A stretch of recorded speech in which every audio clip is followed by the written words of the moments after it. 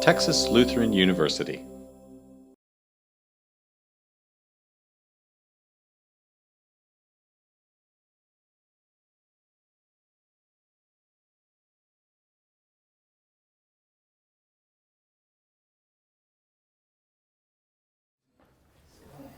So welcome everybody to the final chemistry seminar of the fall.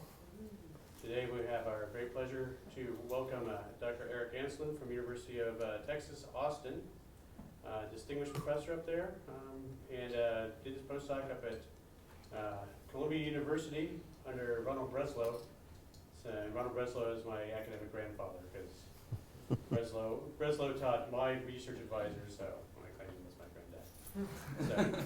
So, and DNA test. he'll be up here giving us a talk, so please welcome Dr. Ansyln. Well, thank you very much. It was kind of a fun drive. Hour and a quarter is all it takes. Yeah, it was pretty nice. You know, if you come up to UT for graduate school, you see how we all dress when we're working in lab. So, I'm sorry? We sent a student up there that only wears yoga pants, so I don't know. Yeah. That's my research group. So we're going to talk about measuring enantiomeric excess. And this is a pretty intimate setting, I think. So I think it might be fun to try to get everybody chatting a little bit. I don't know if I'm going to be successful, but it would be great if you asked questions while I go on and see if I can communicate this in a manner. I understand everybody's kind of a senior undergraduate. Okay, so maybe talking about some things you hadn't heard about in classes and et cetera. So please just, you know, let's stop and chat while I talk up here. So, you know, enantiomeric excess, meaning in some asymmetric transformation, trying to determine how much of one enantiomer, let's say an R center over an S center, one makes in that asymmetric transformation. This is pretty important in the pharmaceutical industry, where we're seeking, of course, to get very high enantiomeric excess. And lots of synthetic methodology has been developed around this concept. There's two general approaches to, you know, asymmetric reactions, what's known as chiral auxiliary approach or chiral catalysis. This is an example of a chiral auxiliary that was made by Evans at Harvard. It's to direct basically a chiral aldol followed by a cyclization to make a chiral epoxide here. There was a whole lot of development, of course, that went into the design of this compound, and I might call the development screening, if you don't mind for a moment. Chiral catalysis is very similar. This is the catalytic reduction of what's known as a prochiral ketone with a particular chiral ligand, rhodium chloride salt, a little dash of silver. There's the reductant. It had to have THF, needed water, a little dash of hydronium, certain temperature. You know, all of this was screened for to hit that sweet spot that gave, in this case, 95% EE. So is this like tilted? Can this be, is there a projector that gets tilted? It's just a, okay, yeah. I could stand on, I guess not. Well, so how is this done in industry? It's done robotically. Things are basically screened by setting up reactions and plates, and you load all the variables or the additives, and maybe you could do 100 samples at once. 96, let's say, in a 96-well plate, where I would make an allusion to something that Shakespeare said 500 years ago. You know, you're just doing a witch's brew until you hit that sweet spot. But then the bottleneck in all of this is you have to measure the EE values, and the most common method for doing that is chiral HPLC. Where here, each and every sample of maybe 100 to 1,000, one at a time, gets eluted down an HPLC column, and the time involved in this really becomes the bottleneck for the determination. So the whole talk today is how to speed up measuring enantiomeric excess, how to beat the pants off of HPLC. Let's say that's the real goal here. So I'm going to show you one example using color in what we know as an indicator displacement assay. I'll describe that in a moment. But everything I'm going to show you is done in a 96-well plate. So these little plastic plates will have each well here having the different sample that had the different cocktail in it to do the asymmetric reaction. So in an indicator displacement assay, we take a pH indicator and add it to a receptor. The little cartoon is a Y for the receptor. Then we add the analyte. This would be the organic molecule whose EE we want to determine, let's say. And the analyte displaces the pH indicator, and it changes color simply because it's no longer bound to the receptor. Okay, so that's how we're going to signal the binding. But now is when we can, go back to fundamental principles of chirality. To distinguish chirality, you have to have chirality. So I would say one way to think about distinguishing RR hydrobenzoin from SS hydrobenzoin, as an example, you have to add something that's chiral into the solution to be able to differentiate them into diastereomers. And our receptors are therefore what are going to be chiral. For example, this is a boronic acid. They bind vicinodiols, as you have in hydrobenzoin. But if we put stereocenters in this amine, such as in this one example here, this receptor is chiral, so that when it binds these chiral analytes, the complexes are diastereomers, meaning they're at different energies. That means if you've added a pH indicator that is displaced upon the binding of the analyte, one analyte will displace the pH indicator more than its enantiomer will, and the solutions have different colors. One is yellow, one is orange.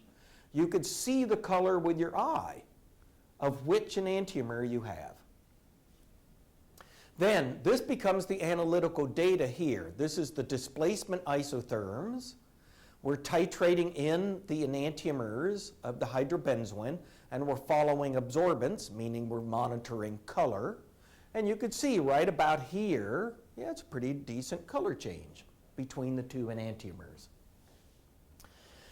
So now we're going to build calibration curves.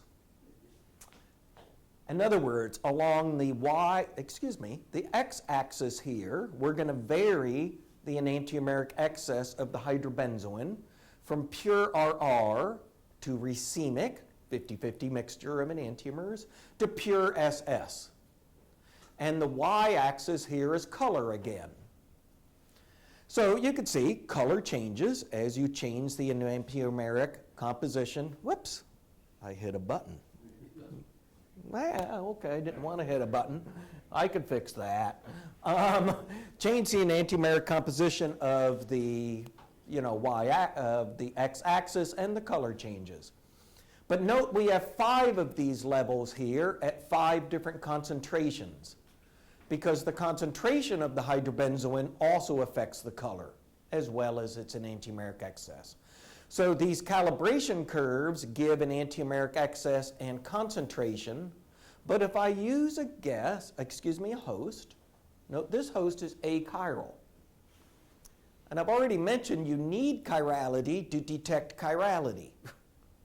So this receptor cannot distinguish RR from racemic to SS. These lines need to be perfectly flat. All they would distinguish, I keep something sensitive here. All they distinguish, I'm going to pop out that little culprit.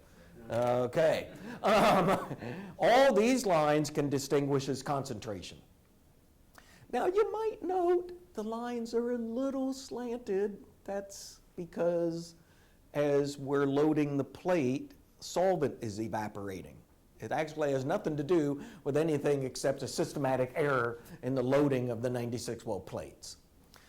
But it's close enough for government work, is the old saying, and this works so that we can measure concentration and enantiomeric excess. What a student does, one student in the group goes off and prepares a plate, hides, loads up all these different concentrations, all these different enantiomeric excesses, and gives it to the other student, who then goes and measures all the color analysis.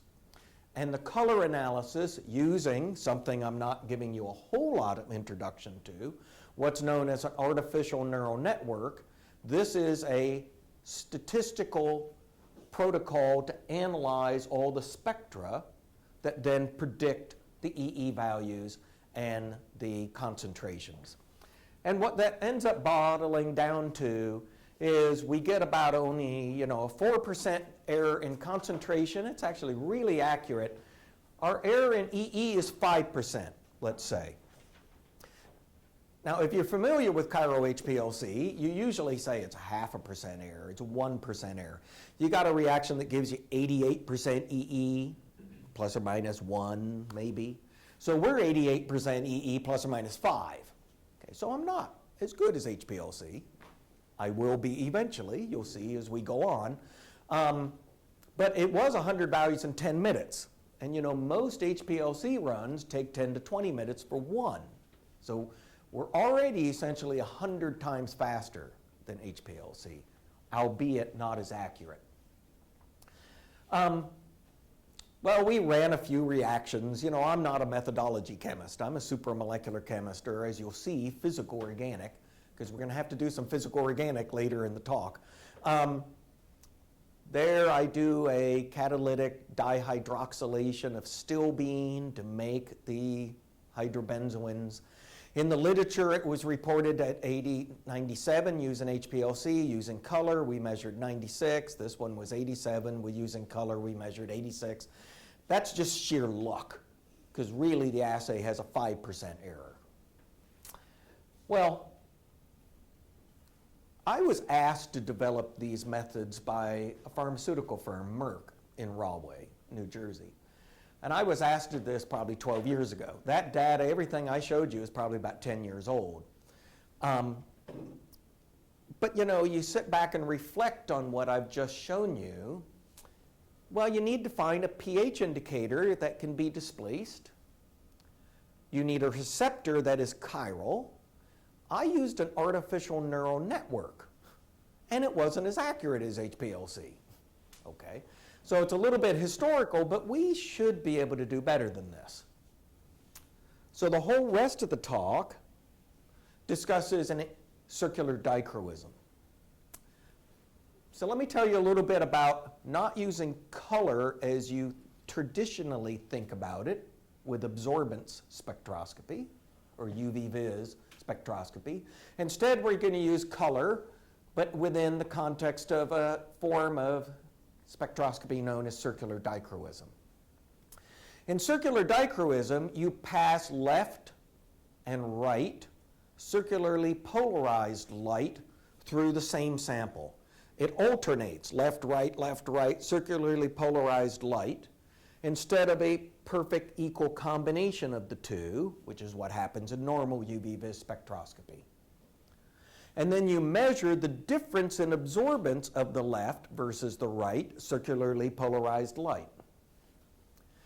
Now note, this left or right circularly polarized lights, this is like a left or right-handed bolt or a left or right-handed axis, helical axis.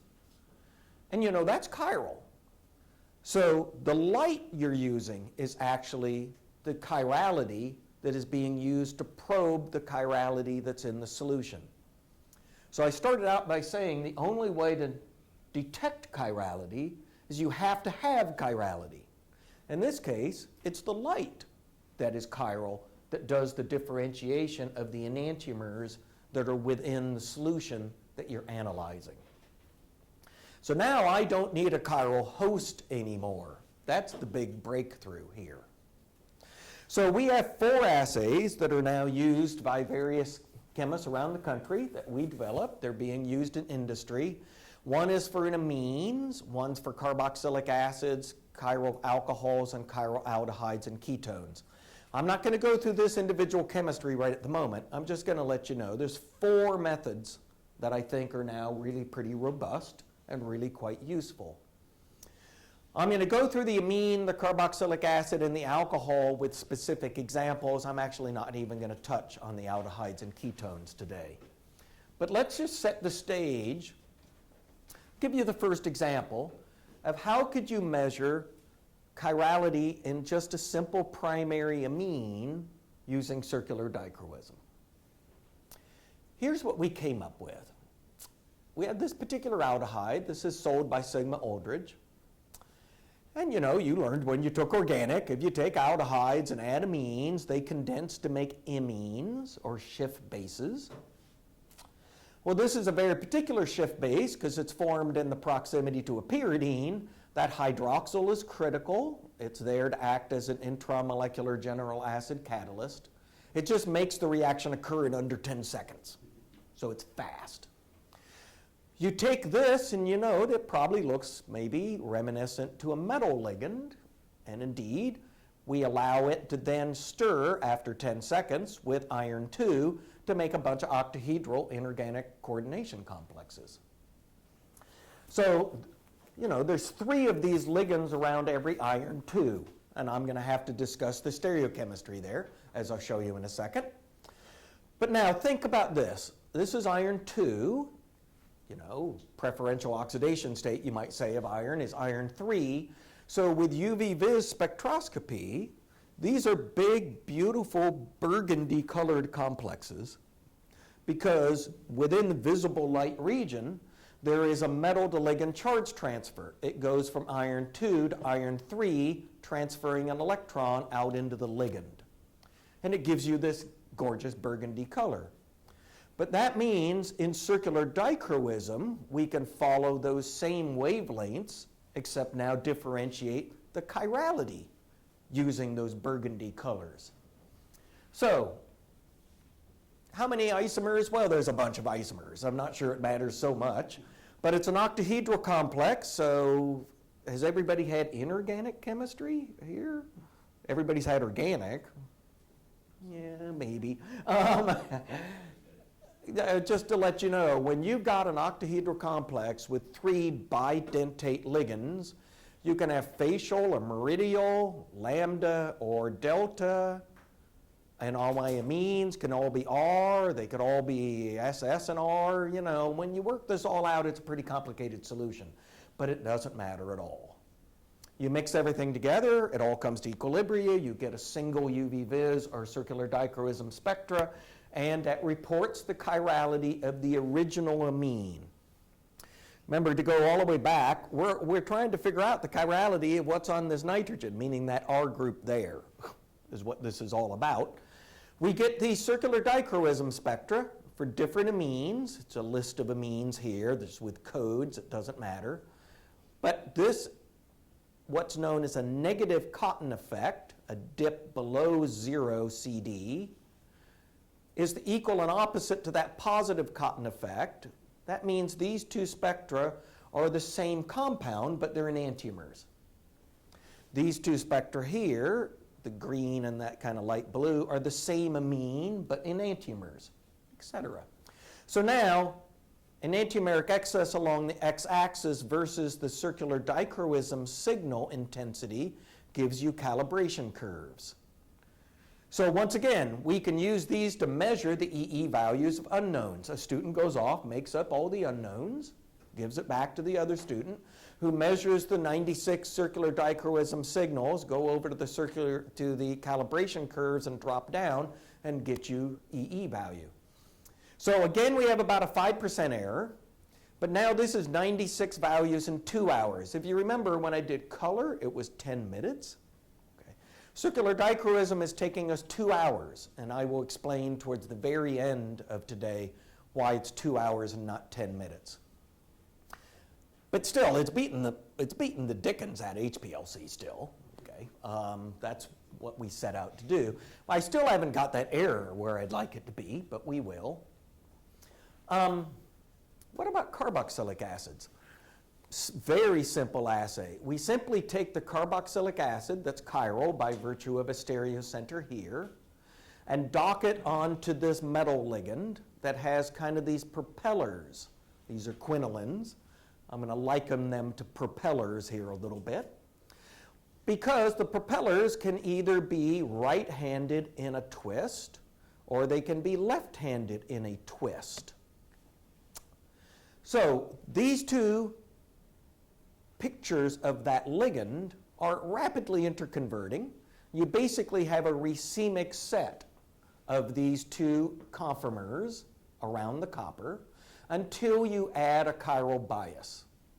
The chiral carboxylic acid comes in here, docks onto the copper, and now this would be a diastereomer of that because you've added a stereocenter, which means either the M or the P twist will energetically be more favorable, and that gives you circular dichroism, basically. It's not a metal to ligand charge transfer anymore. It's something known as exciton-coupled circular dichroism. Whenever two chromophores that are identical are twisted, you get what's known as exciton coupling, and that gives rise to a circular dichroism signal. So, pretty simple methodology. Different chiral carboxylic acids give different circular dichroism signals. Different enantiomeric excesses give different circular dichroism signals. It's really identical to what I just showed you with amines. It's just a separate assay, a different assay for carboxylic acids. But you know, the scientist in me kind of wants to know, why did a certain carboxylic acid give me a big signal? Why did certain carboxylic acids give me small signals? Every single one of these signals can be used to measure the EE value of these carboxylic acids. I mean, I'll show you that in a moment. But, you know, there's a basic science principle of why in the world are all the signals different. They should be, because every carboxylic acid is different. You should get a different signal, but it would be nice to know the fundamental principle behind what's giving rise to the different signals. So we developed a model system. All right, this is what physical organic chemists love to do. Synthetic chemists love to do this. You develop some model transition state based on steric bias, where you imagine the lowest energy transition state is the one with the least sterics. We made a really fancy Newman projection. So you've all had organic. So remember, a Newman projection is sighting down a particular bond, and you look at the conformers of the groups on the two ends of the bond in which you're sighting down. This is a multi-centered Newman projection. We're looking at the stereocenter of the carboxylic acid, down through the carboxylic acid itself, down through the copper, finally out to the ligand in the back. That's our picture. And the model works out that if you put the small hydrogen, or whatever is the small group, between the propellers, and then twist the propellers away from the large group, that predicts what the CD signal should be. So whether this has any reality, I don't know, but it gets the answer right, which is what chemists love to do, okay? Have a model that gets the answer right. But it gives you the impression that the amount of twist should be based upon how big the groups are around the stereocenter. That would predict how big the circular dichroism signal should be. And this is where we're going to draw on linear free energy relationships. So over lunch, chatted with your professors, and not all of you have had linear free energy relationships, so I threw this slide in about 30 minutes ago. Linear free energy relationships are substituent effect studies. You know, when you've heard the old saying, what do pharmaceutical chemists do? Methyl, ethyl, propyl, they just change stuff around until you get the best drug. It's a substituent effect study where you're changing nitro to cyano to methylamino to methoxy to whatever, and you test how that affects the mechanism or whatever it is you're studying. Here we're going to test how it affects the circular dichroism signal. The most famous linear free energy relationship is something known as the Hammett equation. The Hammett equation is this. I'm not going to cover the math of it in detail, but it tells you all about the substituent's electronic properties. The substituent's ability to do resonance or induction. Has anybody here done, not the professors, the Hammett equation? Know what the Hammett equation is? Okay. Take phys-org when you go to grad school. Okay. Or maybe you might, do you teach the Hammett in in PChem maybe here? Okay. Sometimes, yeah. Medicinal chem, awesome. It tells you all about the electronic properties of a substituent, meaning it's a resonance or induction. I'm going to try to use a linear free energy relationship that tells us about sterics. Because I've just noted to you that it makes an impression that all that matters is what are the different steric sizes of the groups around the stereocenter. And indeed, instead of the Hammett equation, it's a gentleman known as Taft. And then later in the talk, it'll be Charton. And Taft developed a linear free energy relationship to measure steric sizes of groups. His parameter is known as the ES, electronics and sterics. These are the sizes of various groups relative to one another, all relative to hydrogen, actually. We took the steric sizes of the various groups on the stereocenter of our chiral carboxylic acids and subtracted them, okay? Meaning the difference, because we're subtracting, in the steric sizes dictates the circular dichroism signal. And notice you basically have kind of a linear line. The two completely different carboxylic acids that happen to have differences in the steric sizes of their groups be the same, well, lo and behold, they gave the same CD signal. All that matters is steric size, not electronics. Well, that lesson will come back to haunt you, so to speak, when I get to the alcohols. I'm going to come right back to this concept when we look at the assays for alcohols. But it's our first little sneak preview that all that matters in all these methodologies that I'm showing you are sterics, actually. Well, we can take a carboxylic acid and plot an enantiomeric excess versus circular dichroism, get a linear line, a calibration curve, in other words. And now our carboxylic acid assay is a little bit better than all our other assays, 3% error instead of 5. Okay. But still not as good as HPLC. Well, so what was this? Let's sit back, rub our foreheads, ponder. What did all this teach us, and what would we like to do better again?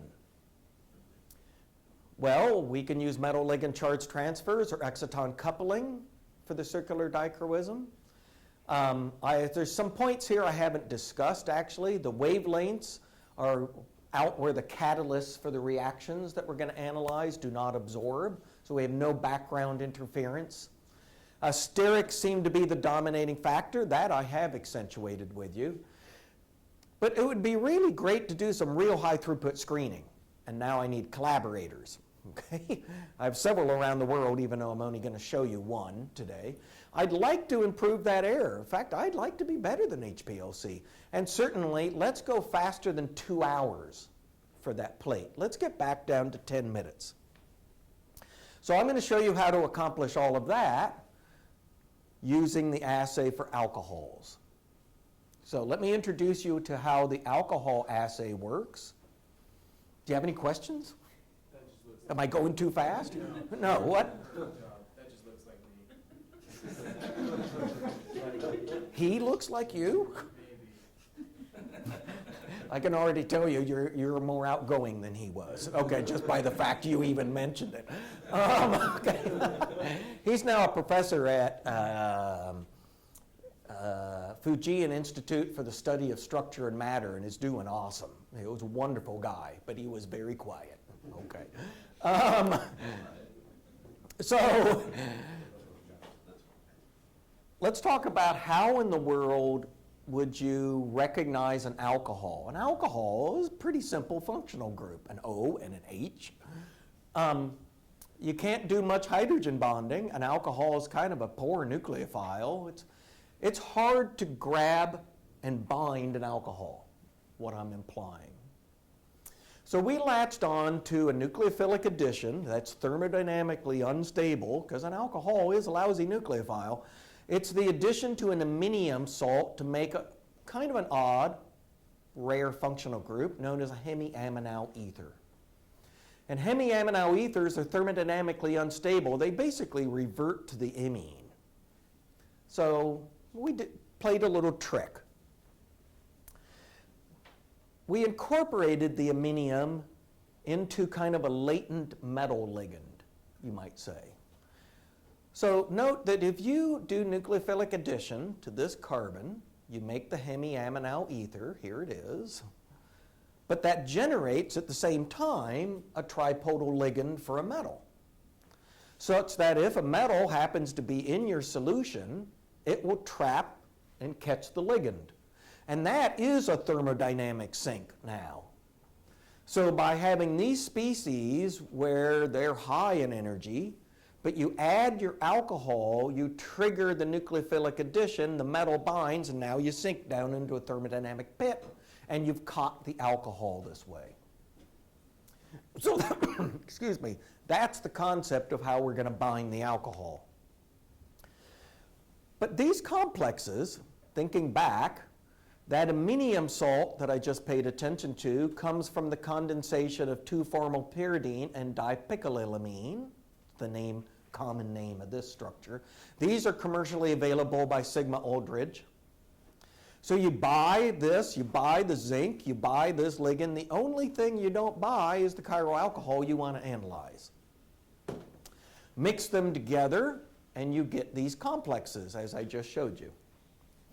You get 90 to 95% yield of these, but it's all in a dynamic equilibria. Well, these two complexes are going to report the circular dichroism and ultimately the EE of that chiral alcohol, meaning that little R group right there. The whole purpose of this is to measure the EE of that little R group. Well, how does that happen? These are diastereomers again, okay? Meaning one of these is more stable than the other, and because this is in an equilibria, one of them will thermodynamically sink more than the other. The chirality of this alcohol preferentially sets that stereocenter. So this is R. We found out empirically that that center is preferred to be R also. Then that center, being R, puts an M or P twist into the pyridines. So the pyridines, as tripodal ligand, you can think about having an M or a P twist. And as I've told you, when like chromophores twist, that gives you exciton coupling and a circular dichroism signal. So to follow the logic through, the chirality of the alcohol gives a preference to the chirality of this new stereocenter that gives a preference to the chirality of the twist of the pyridines, and all of that gives you the CD signal. Like I mentioned, these are diastereomers, so you can measure diastereomeric ratios with the different chiral alcohols, and this will become important in about 2 or 4 slides from now. But let's just see how the assay works. I'm taking this chiral alcohol and titrating it in, gradually adding more and more of the chiral alcohol to those starting materials, and I start with no circular dichroism signal, and I build in the circular dichroism signal for the 2 enantiomers. One goes positive, one goes negative, as always happens for CD spectroscopy. But there's no assembly, what am I trying to say? None of this chemistry is occurring until we titrate in that alcohol, and it takes all of these components and drives them to the assembly. And that's what we're watching here with these curves. Just as with the chiral carboxylic acids, each chiral alcohol now gives a different CD signal, And hence I'm going to want to understand why that is. And I've already told you, in a sense, it's due to sterics, as you're going to end up seeing on the chiral alcohol. But the upshot is, we can measure circular dichroism and EE and create calibration curves that allow you to predict the EE of unknown samples. In 2 hours, as I've alluded to a few times, we have about a 3% error in this assay, and it works. I'm going to get into the working in the real world and now the physical organic chemistry of why it works. But does it work in the real world? I'm at a university, you're at a university, we develop our little research in our laboratories and we like to have fun, try to raise money. But it would be great if somebody used this for real, okay? So, Michael Crochet, who's also a professor in our department, does these kinds of reductive cross-couplings. Takes a primary alcohol, couples it with an allylic system to create chiral secondary alcohols. He does this with these various iridium catalysts. So we made 8 of his catalysts. He adds these little dopants. This is going back to the bubble, toil, and trouble, the little additives that help enhance his EE values, certain acids, certain bases, and we can use different starting materials. So intentionally, we took 8 catalysts, 2 acids, 3 bases, and 2 starting materials because that adds up or multiplies out to 96, meaning we're going to use a 96 well plate. Okay? And screen. We screened in total over 400 of his reactions. His reactions are done at 100 degrees for 20 hours. So we have these little steel plates.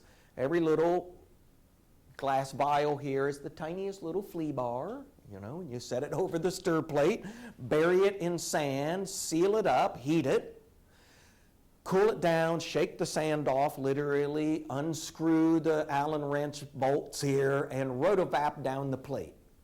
So this is a Genovac. It's basically a rotovap for plates. And then in parallel, filter every single reaction through the tiniest little plug of silica.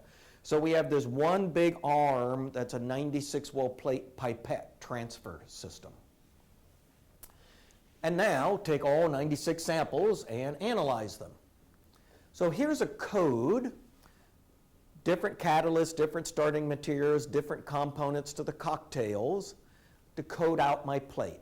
And I'm about to show you on the next slide that this worked magnificently for some samples, but some samples we were wildly off. Okay? As usual, that's when that happens to you, you get worried, and you go back and start to figure out what in the world went wrong. So what went wrong is some of his reactions had a terrible yield.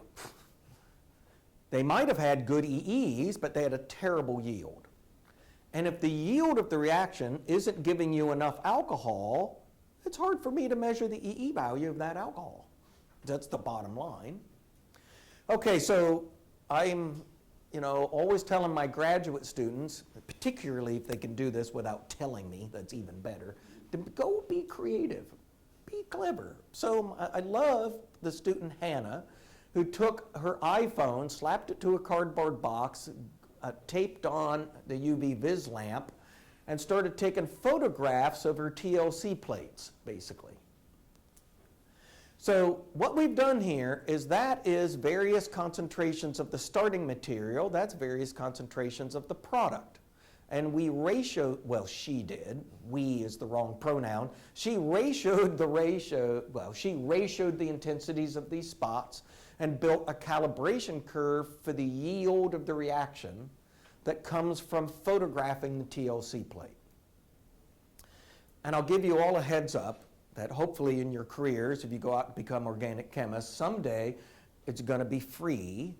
We talked about apps over lunch. You're going to get on your maybe not Samsung, but you're going to get on your iPhone app. You're going to get an app where you could photograph your TLC plate and get the yields right off the TLC plate. Right? We've already got all the spotting software and everything working correctly to this stage. We just don't have the app yet. But she basically measures the yields of her reactions from TLC. And when the yield of the reaction is high, like 80% or more, well, HPLC gave us 92, my EE from CD was 90, it works. When the yield of the reaction is terrible, my EE prediction is terrible, as I've already alluded to. But we found for Mike, my colleague, the little bubble, toil and trouble, sweet spot that gave him the very best EE values. That was, of course, the upshot of this. Well, why does this all work? I would like to know the physical-organic chemistry behind how to predict the circular dichroism signals for these chiral alcohols, because what that ultimately means is if I understand the relationship between the circular dichroism signal and the chiral alcohol, I'm going to be able to predict what the calibration curve should look like in advance. Ultimately meaning we can remove the necessity to build calibration curves.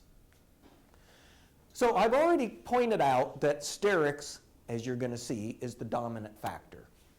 But the first thing to note here is the diastereomeric ratios of these two complexes linearly correlates to the circular dichroism signal. The bigger the difference there is between the energies of the two diastereomers of this complex, the larger our circular dichroism signal is. Makes painful sense in hindsight. But now, what gives a large diastereomeric ratio? Well, the small ratios are when the groups are basically the same size. As the groups get bigger and bigger from one another, the diastereomeric ratio goes up. Again, it's sterics. So we did this.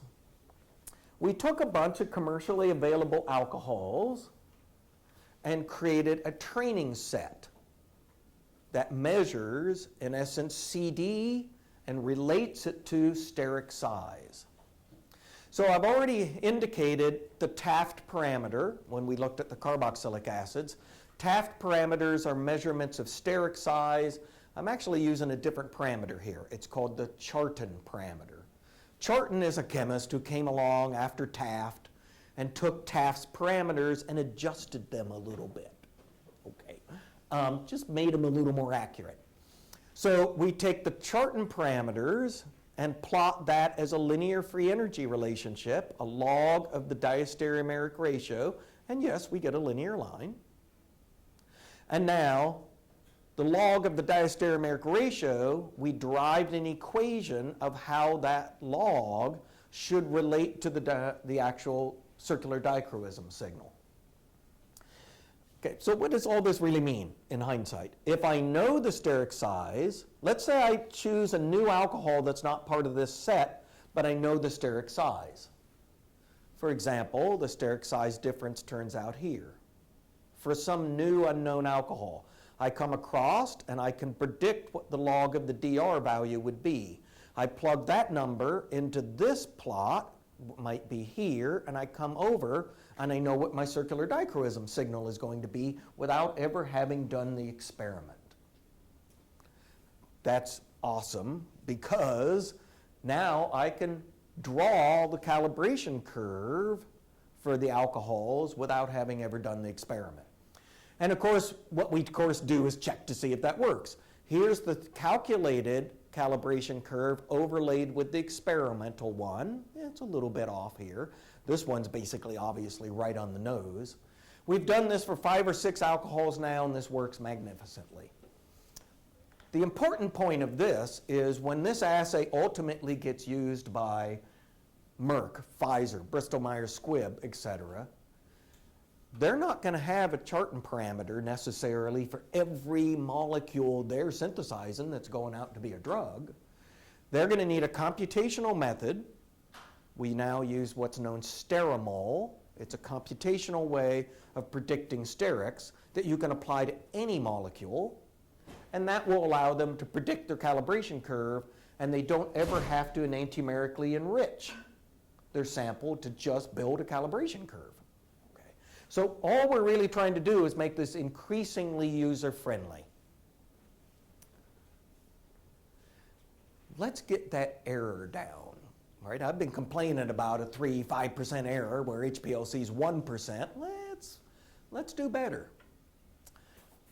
You already heard I'm a physical organic chemist. I think mechanistically, let's use linear free energy relationships again. Let's figure out what's causing the signal relative to what groups are within the assembly. So now I'm going to do a substituent effect study by varying the components that are in the assembly. And I'll just cut to the quick. What became important is this Z group. What was placed here dramatically affected the circular dichroism of the assembly. So now follow the Z group. The Z group shows up right there. And as with so many things in chemistry, in hindsight, of course, it makes obvious sense. When you put a group right there, it's right next to where you're trying to differentiate the steric size of the groups on your chiral alcohol. So by putting some sterics here, it accentuates the difference in these steric sizes by clashing. Gives you a larger diastereomeric ratio, gives you a larger circular dichroism signal. So we put methyl groups here, as shown. That was the best group in the linear free energy relationship. You slap a methyl group right there, and now our assays go down to less than 2% error. I'm getting close to HPLC, not quite there yet. How does this work? It's simply that the dynamic range of the assay, follow the orange line, you get a larger CD change because the slope is larger for smaller incremental changes along the x-axis, which represents enantiomeric excess. So if the assays have steep slopes, they start to become very accurate. It's known as having a larger dynamic range. Well, I can give you a huge dynamic range, it dawned on us, okay, using what's known as a majority rules polymer. Now this I haven't talked about at all yet, so I got to introduce you a little bit. In supramolecular chemistry, there's a suite of polymers, as the second line up there says, that are known as majority rules effects. And they're pretty novel, they're pretty fascinating. So let me just explain what in the world a majority rules effect polymer is. This is a polyacetylene that's been appended with, a crown ether. And now this crown ether can bind the ammonium group of, let's say, on our chiral amine, but a chiral carboxylic acid. The little ammonium group docks in here and makes hydrogen bonds and binds. But these polymers are such that if you bind a little bit of L to start, L amino acid, it'll make it a cooperative effect where the next binding site prefers L, and the next binding site prefers L, and it prefers L all the way down the polymeric chain. So if you've got a racemic mixture of D and L amino acid, but you have a little excess L, it will propagate down the chain that it prefers to bind all L.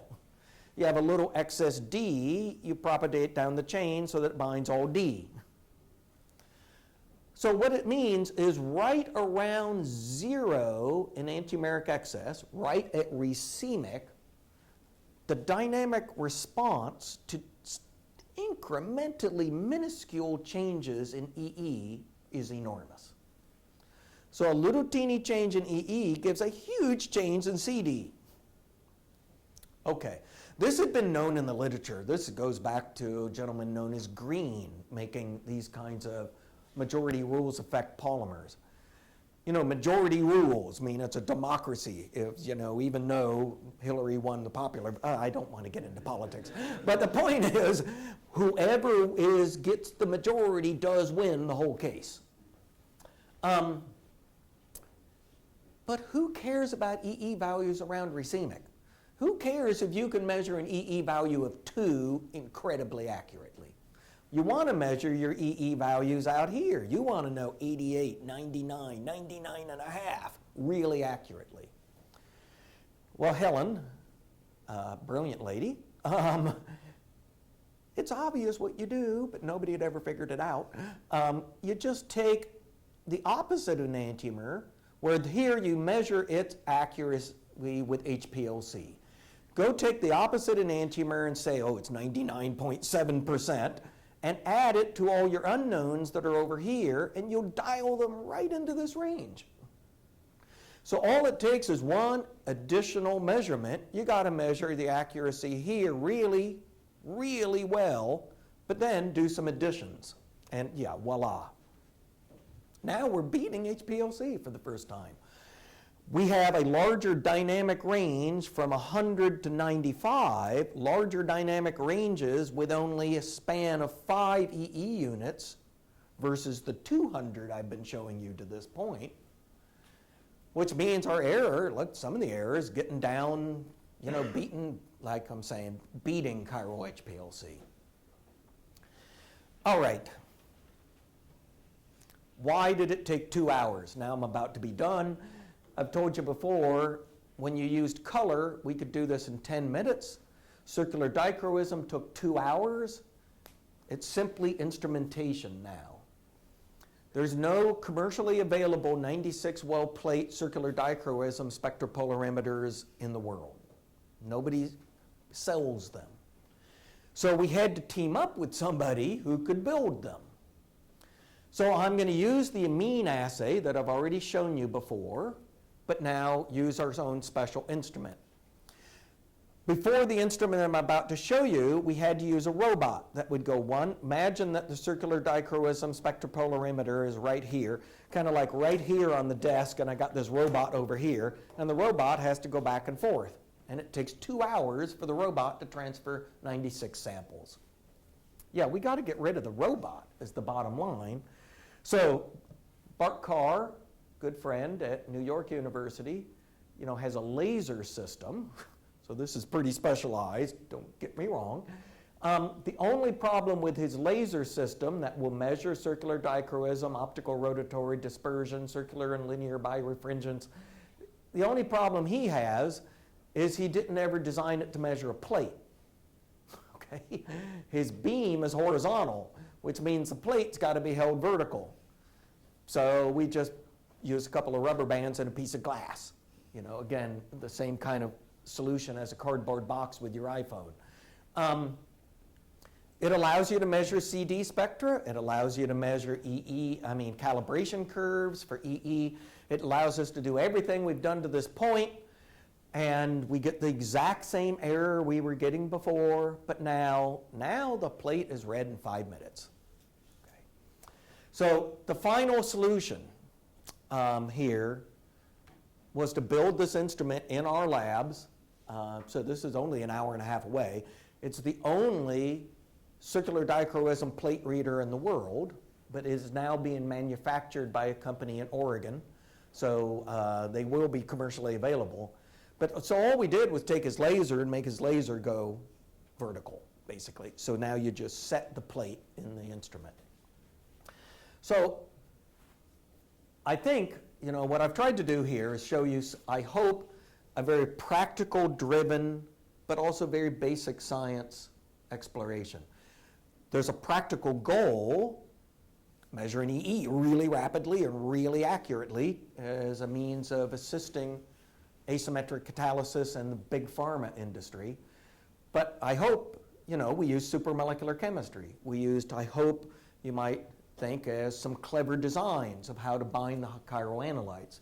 We used a whole lot of physical organic chemistry to understand what's happening so that we could then, you know, optimize it and utilize it even further. So with that, you know, you see the overview.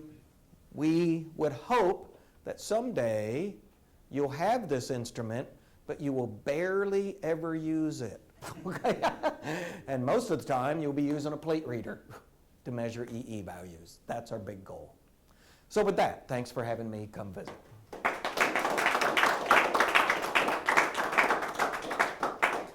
Now, nobody did ask me questions like I wanted you to during the talk, but go ahead. Another question. So on your commercially available one, then, is the error still 5%? Yeah, because the assays have the error inherent in them. And we only have one assay for chiral amines that's better than HPLC. And when that assay is ran in this instrument, it's still better than chiral HPLC. Okay. Yeah. It's the chemistries that have the 5% error. Yes. Any student questions? Andy has a question. No, I didn't. You're wearing a Texas shirt?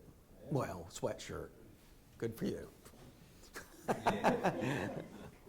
Okay. Nobody? You looked intrigued the whole seminar. I liked it. You were always smiling at me. Makes me happy. You have any questions? I put him on the spot. Yeah. Okay. Who's building those machines? It's a company known as Heinz. Heinz is the company that supplies all the inner parts to the big CD manufacturers in the world.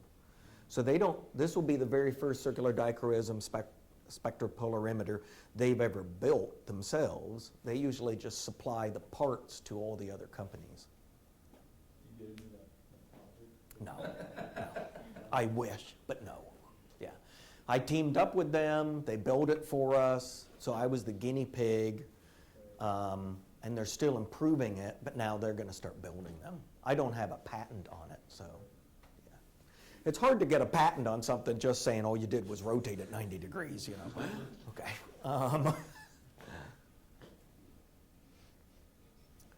When you were using Aspiramol to determine to predict the structure sizes, Yes. were the structure sizes that you were going up with, they always ring-locked or aromatic structures? Yes. Yeah. Yes. Have you ever tried using something that doesn't have that sort of limitation in degrees of freedom, using something larger to see if Aspiramol also predicts that as well? That is what I would say I recruited a first-year student to do this year, is exactly that. Yep. What kind of things you could be using with that? Well, we're going to go back to pharma and have them give us some drugs that they can tell us about, or intermediates they can tell us about, and we're going to see if we can get what would be useful in their approaches. Yeah.